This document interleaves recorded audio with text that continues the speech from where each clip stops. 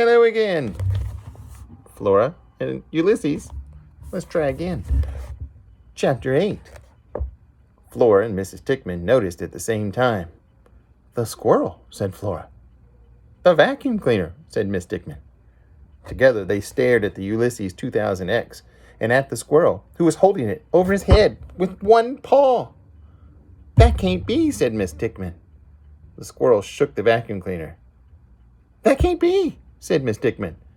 You already said that, said Flora. I'm repeating myself?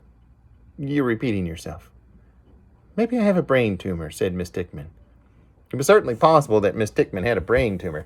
Flora knew from reading Things That Can Happen to You that a surprising number of people were walking around with tumors in their brains and didn't even know it.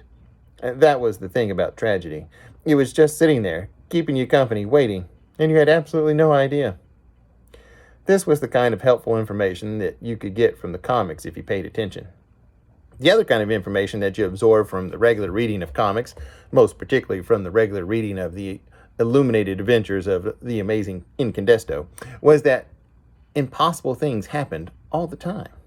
For instance, heroes, superheroes, were born of ridiculous and unlikely circumstances.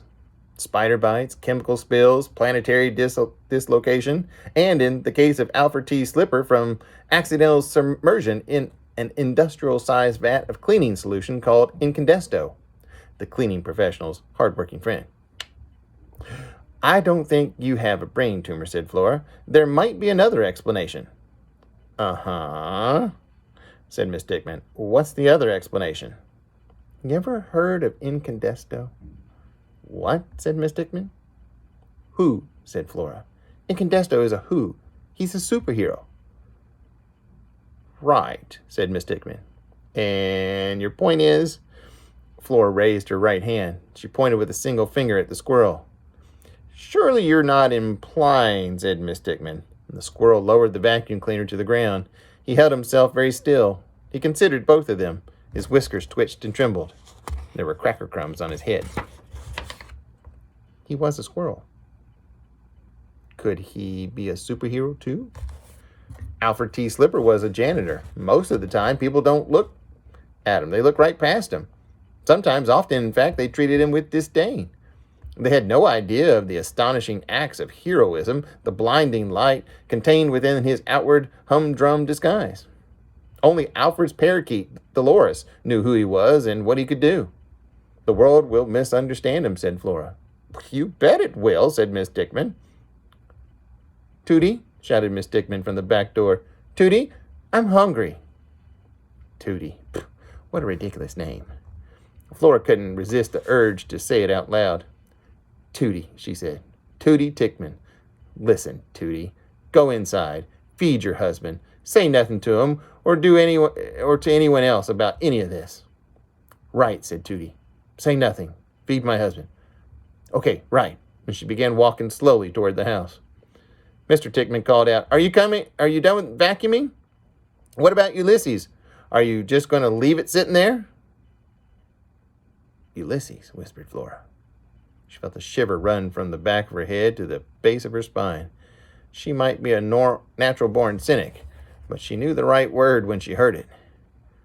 Ulysses, she said again. She bent down and held out her hand to the squirrel.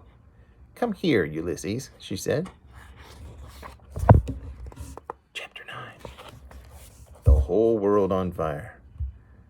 She spoke to him, and he understood her. What the girl said was, Ulysses, come here, Ulysses.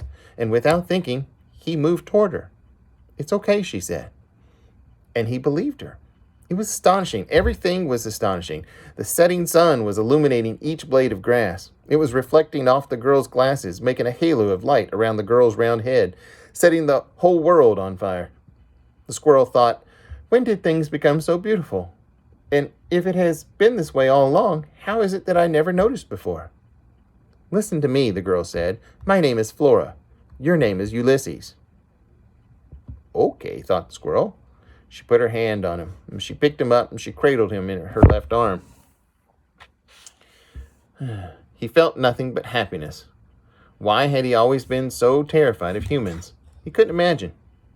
Actually, he could imagine. Oh. There had been that time with the boy and the BB gun. There had truthfully been a lot of incidents with humans, and some involving BB guns, some not. And all of them had been violent, terrifying, and soul-destroying. But this was a new life, and he was a changed squirrel. He felt spectacular, strong, smart, capable, and also hungry. He was very, very hungry. Chapter 10. Squirrel Smuggling. Flora's mother was in the kitchen, and she was typing. And she wrote on an old typewriter, and when she pounded the keys, the kitchen table shook, and the plates and the shelves rattled, and the silverware in the drawers cried out in a metallic kind of alarm. Flora had decided that this was part of the reason her parents had divorced.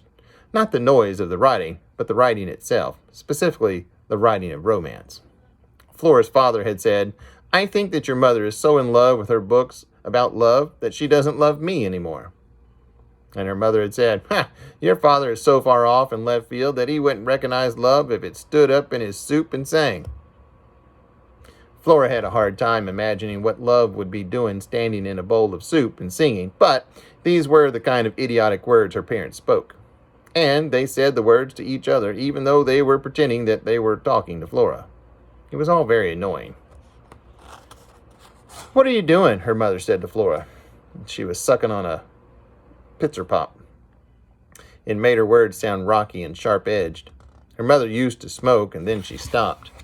But she still had to have something in her mouth when she typed, so she consumed a lot of Pitzer Pops. This one was orange-flavored. Flora could smell it.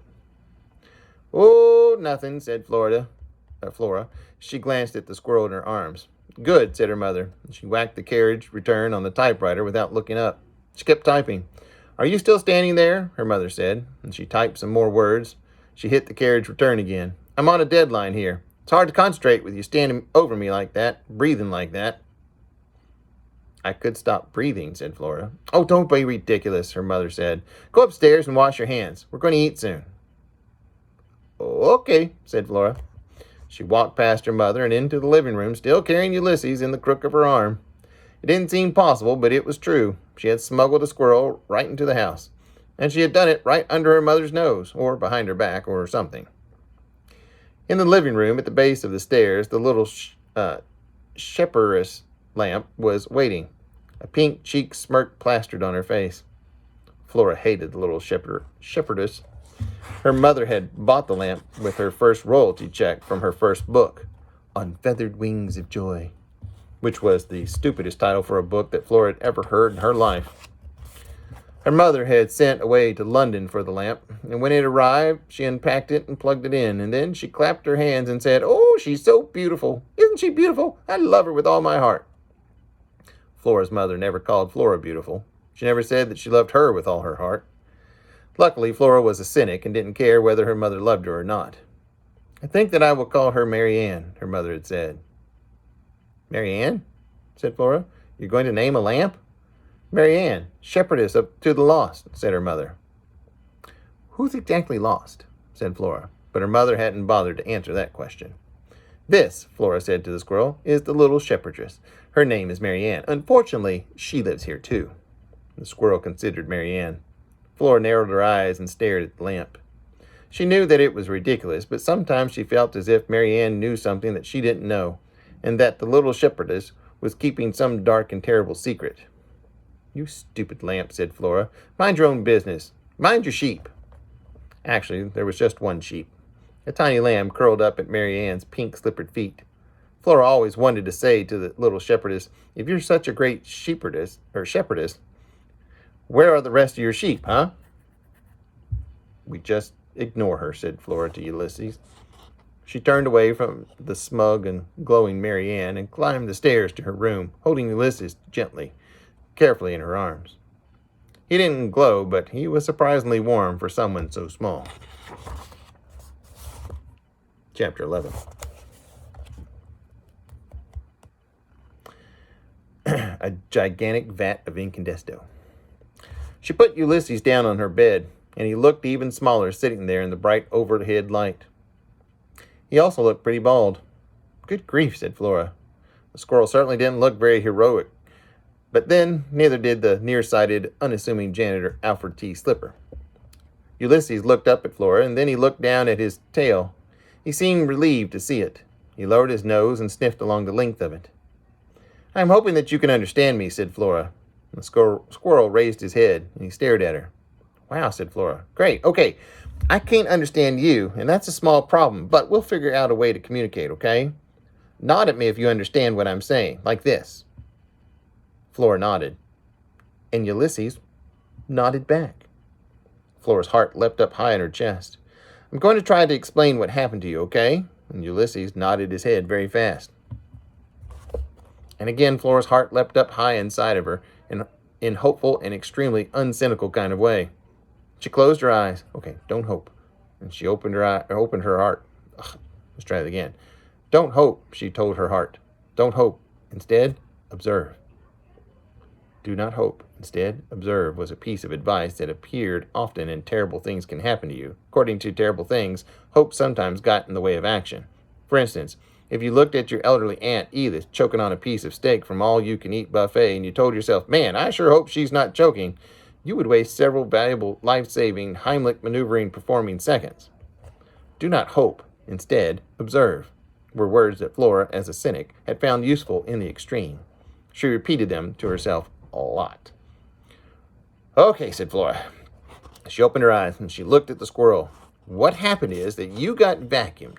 And because you got vacuumed, you might have, powers." Ulysses gave her a questioning look. "Do you know what a superhero is?" The squirrel continued to stare at her. "Right," said Flora. "Of course you don't. A superhero is someone with special powers, and he uses those powers to fight the forces of darkness and evil, like Alfred T. Slipper, who is also Incandesto." Ulysses blinked several times in a nervous kind of way. "Look," said Flora, and she grabbed the illuminated adventures of the amazing Incandesto off her desk, and she pointed at Alfred in his janitor uniform. "See," she said, "this is Alfred, and he is an unassuming, nearsighted, stuttering janitor who works cleaning the multi-floor offices of the Paxatucket Life Insurance Company. He lives a quiet life in his studio apartment with only his parakeet, Dolores, for company." Ulysses looked down at the picture of Alfred and then up at Flora. "Okay," said Flora. "So one day Alfred takes a tour of the Incandesto cleaning solution factory, and he slips," Alfred T. Slipper, get it? "into a gigantic vat of Incandesto, and it changes him. And so now, when there is great crisis, when malfeasance is apparent, Alfred turns himself into," and Flora flipped through the pages of the comic and stopped at the panel that showed the glowing, powerful Incandesto. "Incandesto," she said. "See? Alfred T. Slipper becomes a righteous pillar of light, so painfully bright that the most heinous villain trembles before him and confesses." Flora realized that she was shouting the tiniest bit. She looked down at Ulysses. His eyes were enormous in his small face. Flora tried to sound calm, reasonable. She lowered her voice. "As Incandesto," she said, "Alfred sheds light into the darkest corners of the universe. He can also fly. Also, he visits the elderly, and that's what a superhero is. And I think you might be one, too. At least, I think you have powers. So far, all we know about you is that you're really strong." Ulysses nodded, and he puffed out his chest. "Flora," her mother shouted, "get down here. Dinner's ready." "But what else can you do?" she said Flora to the squirrel. "And if you truly are a superhero, how will you fight evil?" Ulysses furrowed his brow. Flora bent down. She put her face close to his. "Think about it," she said. "Imagine what we might be able to do." "Flora Belle," her mother shouted, "I can hear you up there talking to yourself. You shouldn't talk to yourself. People will hear you and think that you're strange." "I'm not talking to myself," Flora shouted. "Well then, with whom are you speaking?" "A squirrel." There was a long silence from down below. And then her mother shouted, "That's not funny, Flora Belle. Get down here right now." Chapter 12. When Flora came back upstairs after dinner, she found Ulysses curled up in a tight little ball, sleeping on her pillow. She put out her hand and touched his forehead with one finger. His eyes twitched, but they didn't open. She picked up the pillow and moved it carefully to the foot of the bed. She changed into her pajamas, lay down, and imagined the words, A superhero squirrel rested at her feet, and so she was not lonely at all, emblazoned on the ceiling above her bed. That's exactly right, she said. Before the divorce, before her father had moved out of the house and into an apartment, he had often sat beside her at night and read aloud to her from The Illuminated Adventures of the Amazing Incandesto. It was his favorite comic. It always cheered him up to read about Alfred T. Slipper and Dolores. Her father did an excellent parakeet imitation. "Holy Pagumba," he would say in the voice of Dolores. "Wholly anticipated occurrences." Wholly anticipated occurrences was what Dolores would say when something truly unexpected and unbelievable was happening, which was basically all the time. Life was pretty exciting when you were Incandesto's parakeet. Flora sat up and looked down at the sleeping squirrel. "Wholly unanticipated occurrences," she said. Sounds better when her father said it. Not that he said it these days. He didn't say much of anything anymore. Her father had always been a sad, quiet man, but since the divorce, he had become even sadder and quieter, which was fine with Flora, really. Cynics don't like a lot of chatter. Besides, Alfred T. Slipper was a quiet man, too. For instance, when he was on his tour of the Incandesto manufacturing facility and had fallen into the vat of Incandesto, he hadn't said a single word, not even, "oops." Words had appeared above his head, however, and Flora's father had read those words to her so many times that she could recite them by heart. "He is an unassuming janitor, but he will dare to battle the darkness of the universe. Do you doubt him? Do not. Alfred T. Slipper will live to fight the forces of evil. He will become known to the world as Incandesto."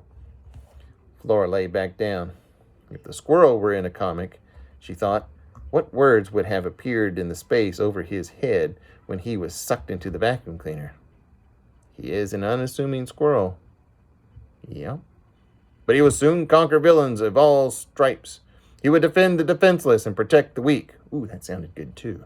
He would become known to the world as Ulysses. Holy Pagumba. Anything could happen. Together, she and Ulysses could change the world. Or something. Do not hope. Instead, observe. Flora whispered to calm herself down. Just observe the squirrel. And then she fell asleep.